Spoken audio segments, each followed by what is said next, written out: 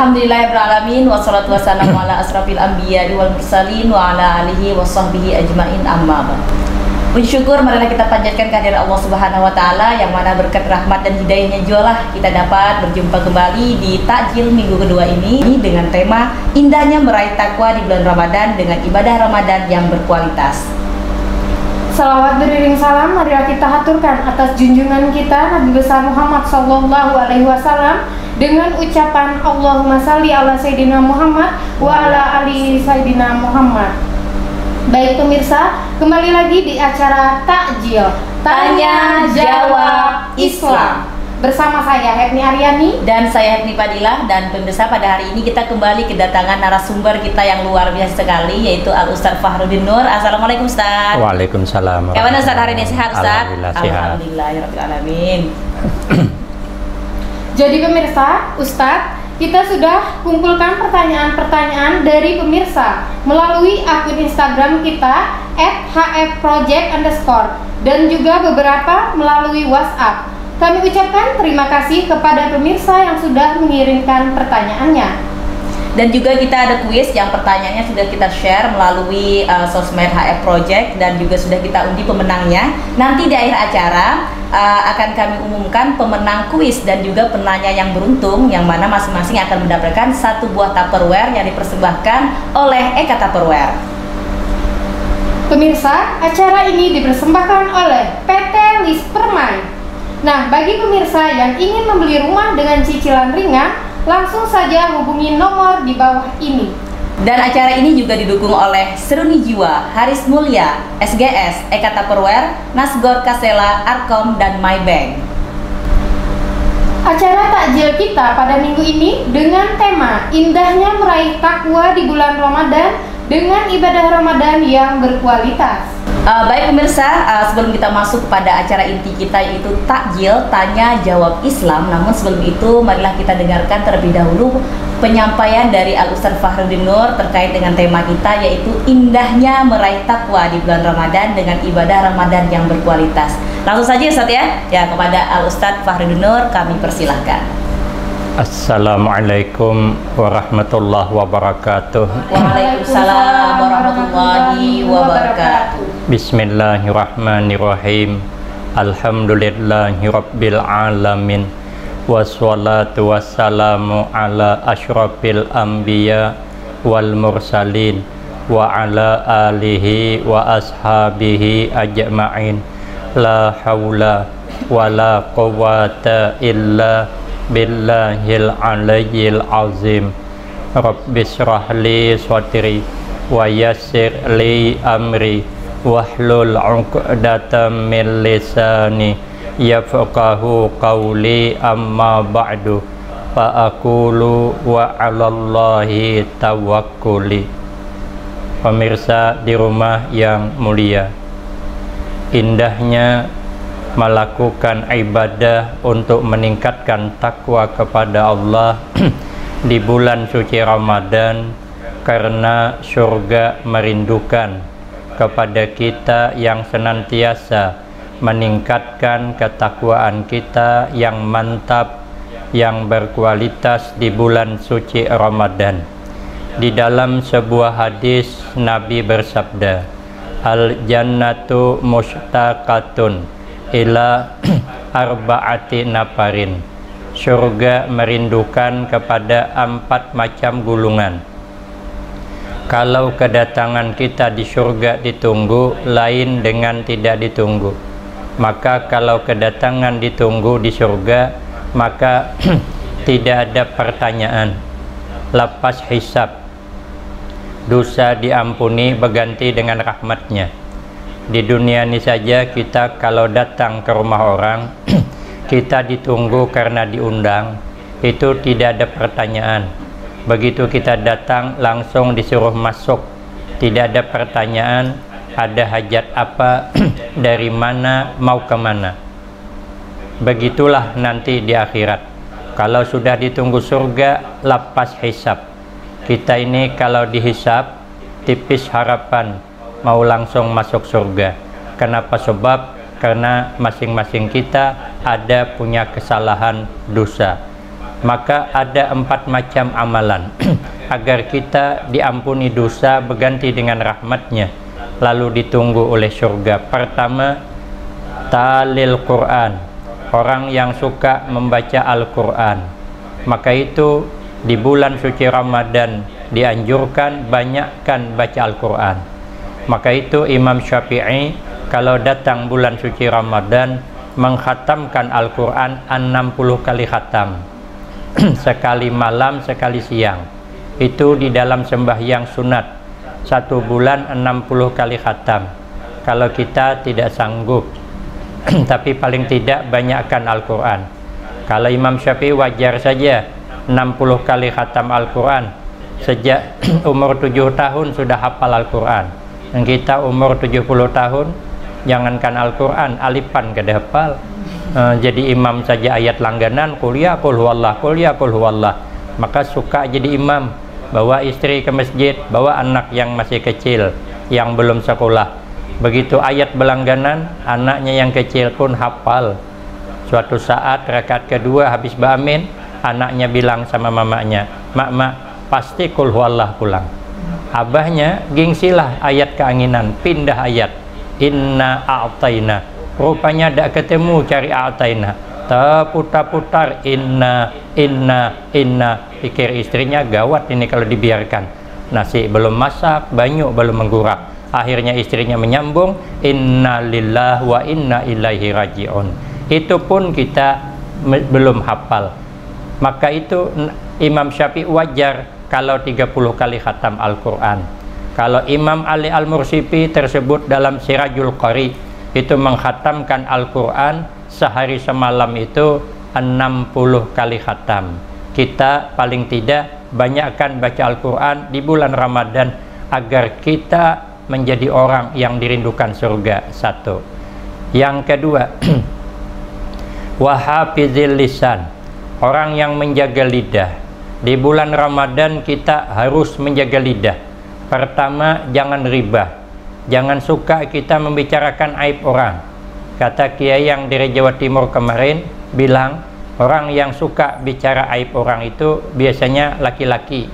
Kalau perempuan, kata beliau, memang sudah bawaan sejak lahir. Kupikir parah lagi. Maka itu bulan Ramadan jangan sampai menyebut aib orang kecuali ada tujuan baik. Kalau tidak, jangan, itu mengurangi pahala. Kadang-kadang kita menyebut aib orang belum tentu lagi betul, apalagi cuman kata orang. Maka Allah tidak suka kepada hambanya qil wakal, kata orang dan dia berkata. Katanya kata orang itu kadang belum tentu. Ada kisah orang Banjar liwat di kampung orang kita Jawa. Sekalinya ada pengantinan di kampung itu.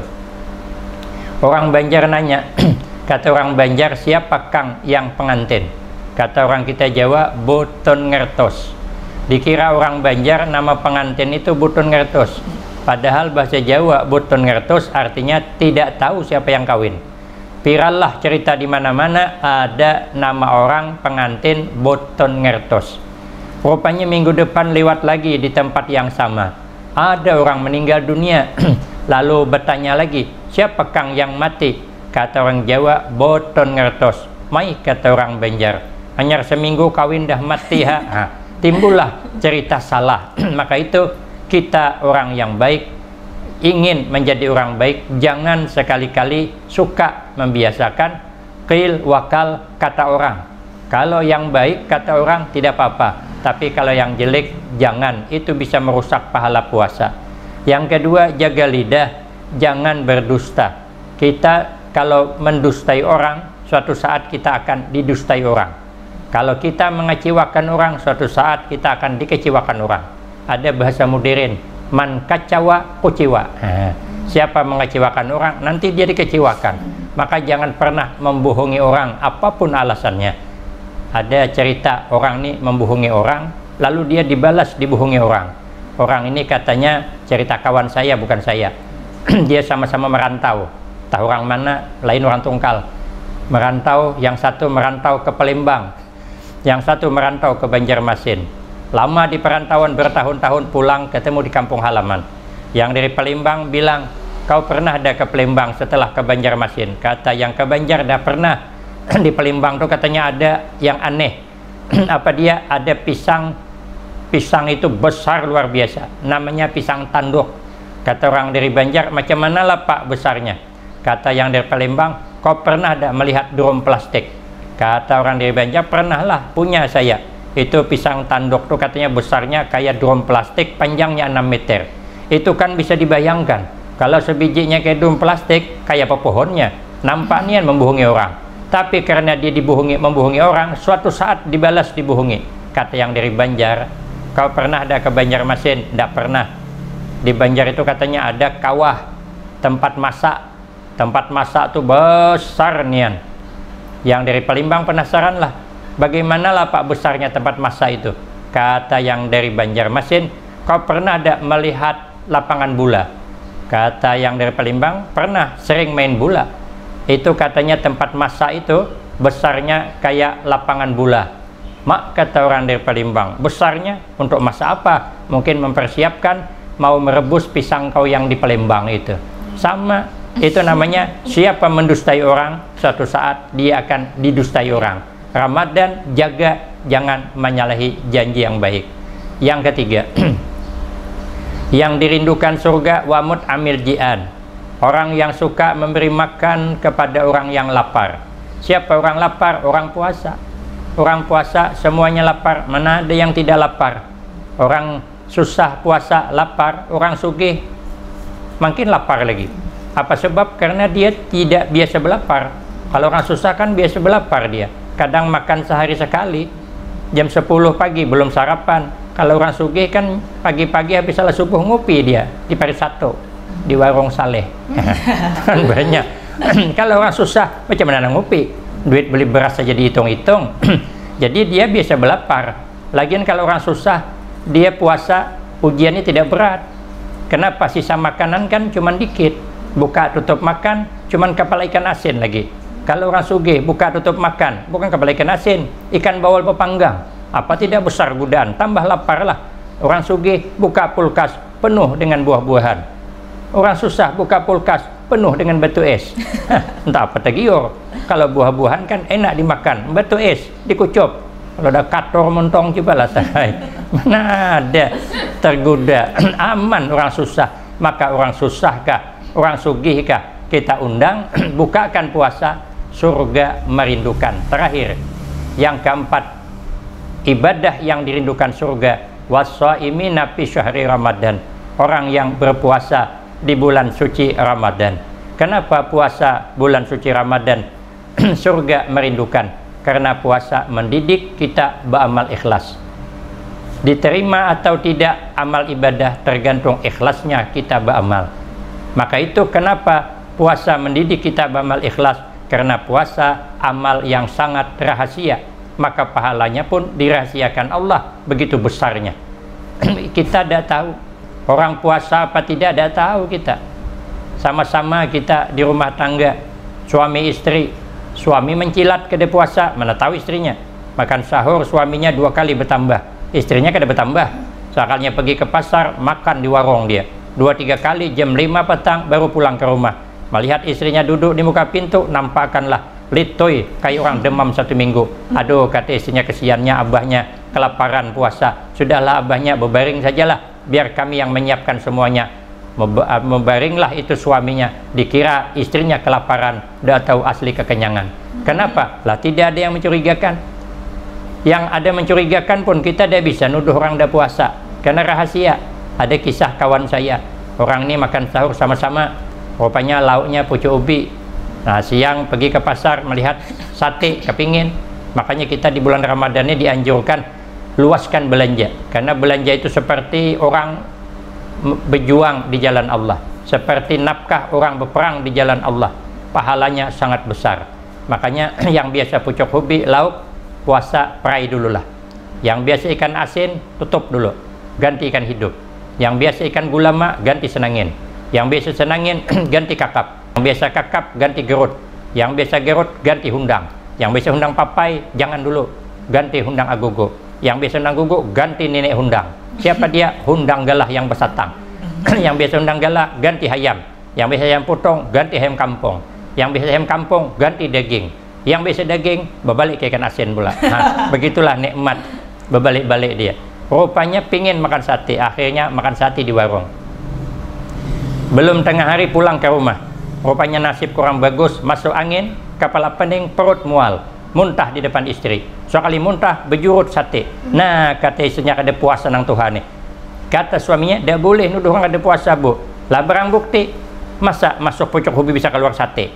Nah, kata suaminya, inilah Bu yang namanya bulan penuh berkah.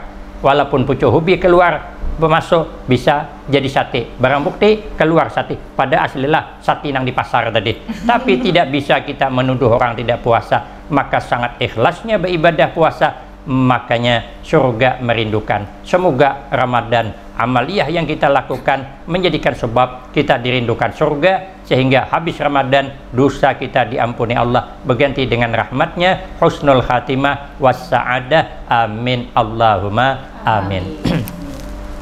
Baik pemirsa, itulah tadi penyampaian dari Al-Ustadz Fahrudin Nur terkait dengan tema kita pada hari ini, yaitu indahnya meraih takwa di bulan Ramadan dengan ibadah Ramadan yang berkualitas. Nah, tadi sudah dijelaskan oleh Al-Ustadz Fahrudin Nur 4 golongan orang yang beribadah yang dirindukan oleh surga. Maka jika ingin dirindukan surga, maka lakukanlah seperti yang 4 golongan yang disampaikan oleh Al-Ustadz tadi.